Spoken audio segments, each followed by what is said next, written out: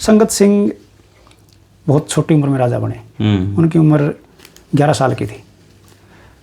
वो जो दीवान थे रियासत के, उन्होंने उनको बुरी संगतों में डाल दिया। अच्छा, शराब संगत के सिंह की संगत खराब कर दी। उनकी थोड़ी एज में 3 शादियां कर दी।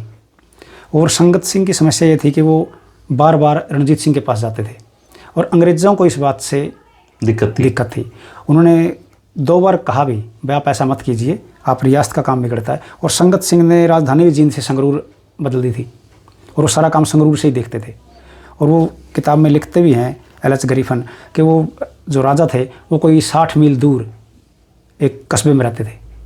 उसको दिक्कत ये थी कि अगर जींद को राजधानी रखे तो उसको रहना पड़ेगा यहाँ पे। तो उसने अपनी राजधानी को संगरूर किया। वो संगरूर में सारा समय व्यतीत हुआ। उनके समय की सिर्फ एक घटना इंटरेस्टिंग है। आपने टालबोट का नाम सुना होगा? टालबोट, हाँ। तो मार्च में जब 1833 में वो जींद के रास्ते से गुजर रहे थे तो एक गांव है संगतपुरा। हाँ, संगतपुरा। उसमें वो डेढ़पुरा होता था।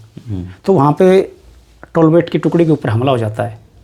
और वो हमला इस प्रकार से किया गया कि उनको इस प्रकार के हमले की जींद रियासत में, जो उनकी सरप्रस्त उम्मीद भी नहीं थी, तो उसमें काफ़ी चोटें आई। लेकिन किसी न किसी तरह टोलबेट बच के निकल पड़ते हैं और दिल्ली पहुंच जाते हैं। जब संगत सिंह को और दीवान सिंह को तलब किया गया भाई आपकी रियासत के गांव की हद में हमारी टुकड़ी के ऊपर हमला हुआ है, तो संगत सिंह ने दीवान सिंह को बुलाया, भाई ये मामला देखिए क्या है। तो उन्होंने सलाह करके कहा कि हम ऐसी एक रिपोर्ट दिल्ली देंगे। तो उन्होंने एक ऐसी रिपोर्ट धर्मेंद्र भाई तैयार की कि जींद की हद में इस नाम का कोई गांव ही नहीं है। तो उन्होंने गांव का नाम बदल के संगतपुरा कर दिया। अच्छा, डेढ़पुरा से संगतपुरा और संगत सिंह के नाम पे ही। लेकिन अंग्रेज इस बात से सहमत नहीं थे। उन्होंने कहा कि उसको आप पकड़िए, जिसने रिपोर्ट तय की उसके खिलाफ कार्रवाई कीजिए। तो अंग्रेज़ों के दबाव में दीवान सिंह को निकाल देता है संगत सिंह। वो अपने मामा के वहाँ चला जाता है।